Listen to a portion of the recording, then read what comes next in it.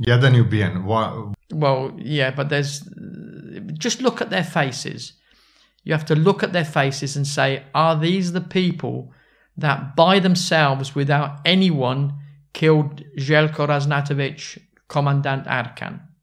It's just not credible there. But again, I remember a conversation with Željko. I said to him, please, double, treble, quadruple your guard. Don't go anywhere. And he never listened to me. That he said, Giovanni, who's going to kill me? I said, I don't know, Željko. I said, but we live in dangerous times. Please, I beg you. I was in Italy. Quadruple your... I remember the phone call today as if it was yesterday, from Via Jacopo da Ponte, my house there in my desk. Quadruple, do your guard. And think of this. If I'm going to kill you now, right this minute now, I need to kill 1 and 2 as well. I need to kill everybody there to make sure that they don't see me. Yet only he was killed. Lydia, Teta, okay, there was that. But you need to kill everyone, and that could have been done. A professional person, a person doing the job correctly. I've defended over 100 murder cases. So there isn't any way that I don't know how to kill someone. Not that I want to, but I know that in methodology. And that is not, to leave someone next to him alive is not the art of someone that is a professional. So a professional is hired by professionals, by politicians. Amateurs are hired by amateurs. And that's what I say on it, for those reasons. Milošević je u svom poslednjem intervju, dok je bio na slobodi, rekao da 5. oktobra ne bi bilo da je Arkan bio živ. That is correct. Or if I'd been there. If I'd been there, that's impossible. I would never have let those fools surrender him to The Hague. That was the biggest mistake that Serbia made. However, having said that, it was necessary for that to occur, for this country to move ahead.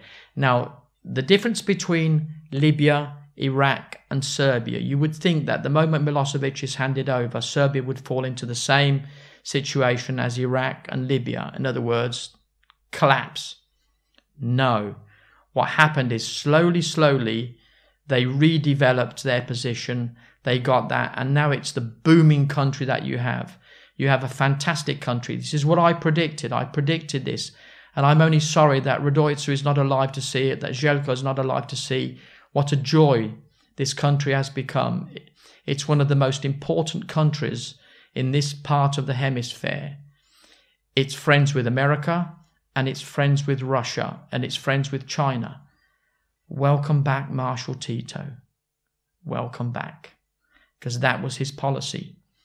Soon, when Serbia enters the European Union, the Kosovo problem will be finished, because under the European Union regulations, there are no borders.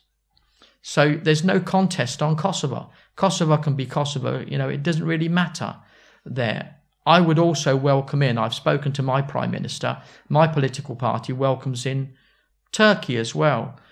Albania. Once you let those countries into Europe, you have a massive hemisphere. You will have half the world under your control there, basically.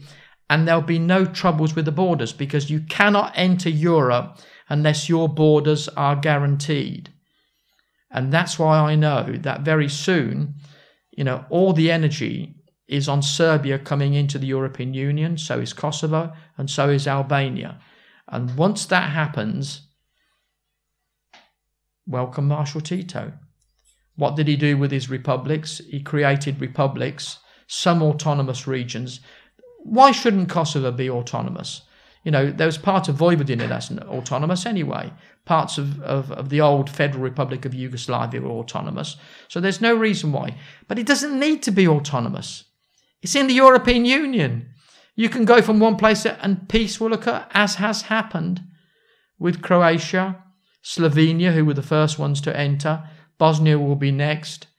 All you have to do is to get yourself ready for that. Now, one of the criticisms few criticisms that I make on the current government is the question of the banking facilities. They still have control of the banking facilities. So if I send you €3,000, you have to explain to your bank why I sent it to you. That's all bollocks. That's all crap. That doesn't happen in the European Union because they are members of SEPA. The moment this country becomes members of SEPA, you freed your business completely. You have the best country, probably one of the top countries in the world, and you could be a Maxi Monaco or San Marino there. And I think that Vučić, I know he's controversial, I know he doesn't wear a tie, but neither have I today there. I know many things, but I think he's the right person to be able to lead this country into the next phase. But one thing he has to consider, he must not make the mistake of Marshal Tito. Marshal Tito was a great person. He made this country great. But he didn't think what happens after him. So that's something that President Aleksandar Vučić needs to consider. What are we going to do after me? Because he can't live forever, can't rule forever, can't be president forever. This is not a Putin situation, who incidentally, as you know, I represent the foreign ministry, the Russian foreign ministry, and we have things ongoing at the moment, even as we speak. I'm one of the few people to have a visa for Russia. Russia was denied Meloni and Tajani, my prime minister and foreign minister, denied them a visa and gave to me, which didn't go down too well, let me tell you, in Rome. Why have you got a visa? Well, look what you've done to them. If you slap people in the faces that you expect them to give you entry to your home, you need to make. But now the Russian ambassador in Rome has said that we're going to try and bring Italy back into the fold. And that's my job and my task to do that there. Because I love peace. I hate war. I hate violence. Peace is so much better. It's like having a political orgasm when you have peace. Finalmente pace. Peace of mind. Hteo bih da se vratimo na Srbiju, da vas pitam za Radojicu Nikčevića, zašto je taj čovek stradao?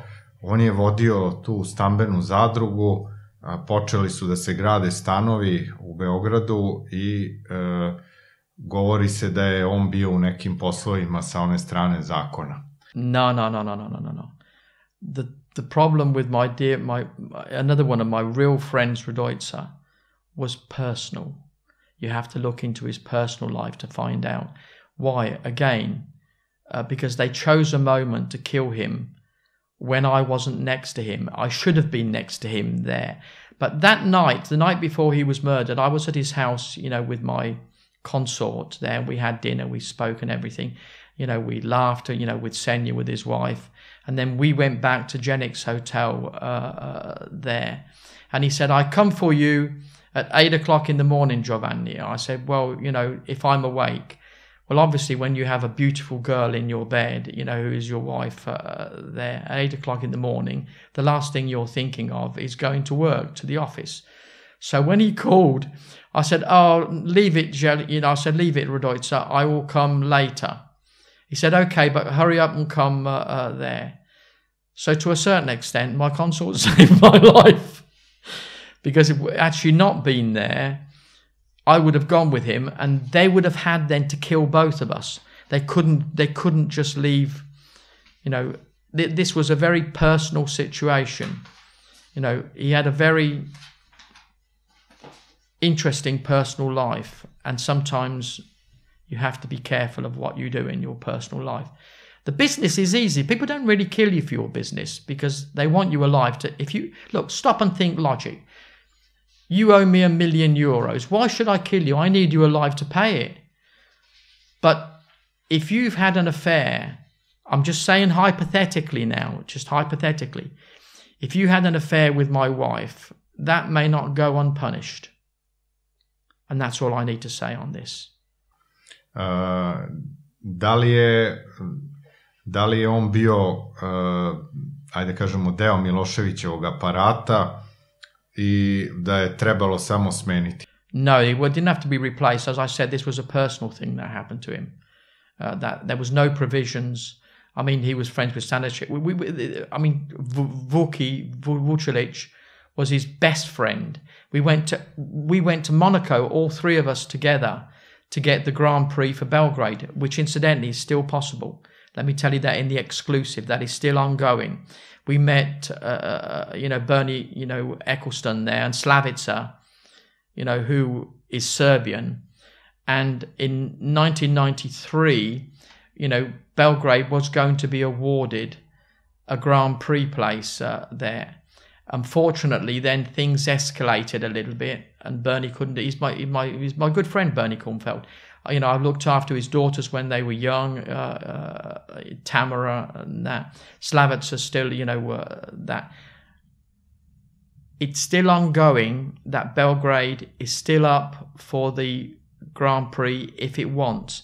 And if they want to pursue that, they need to contact me. Hteo bih da se osvrnemo i na, pošto ste sad pomenuli taj Grand Prix ostalo, ali koliko je bilo ovde tih unutrašnjih trvenja? Da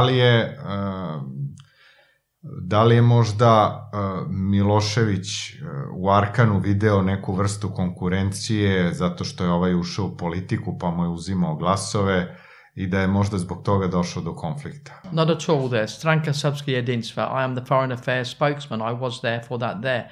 It's just another political party. I mean, even the Muslims had a political party at the time there. I mean, there was no that, but clearly the strongest party were the communists, basically. They could masquerade themselves as socialists and what they want, but at the end of the day, it's the red book. It's the Russian book that counts there. But that was never an issue. Stranka Srpske jedinstva, small party, my party. Fratelli d'Italia was a small party. For years, it had less than 4% of the vote. No one took it seriously. And look now. But it took years. It wasn't something that Milosevic was afraid of. They had RTS. They had a massive public relations tool and animal at their disposal, which was RTS, and I was part of that.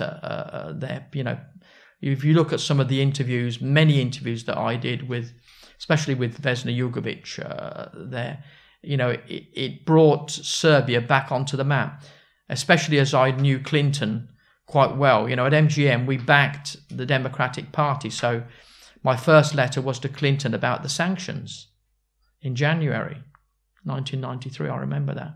He'd been elected, but he didn't take office until a few weeks later.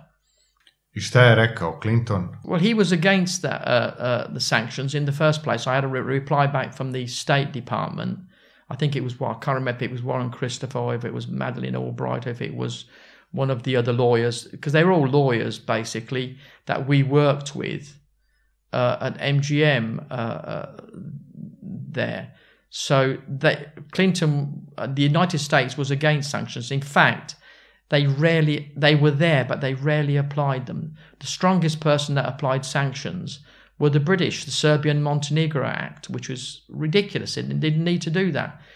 Only because they wanted to steal Serbian money, because their banks were in trouble. NatWest was in trouble. If it was not for blocking the accounts of Serbians and that, they would have gone under probably.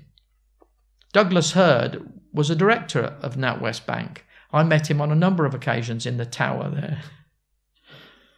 I know their game. The only reason you block a person is you want to keep their money.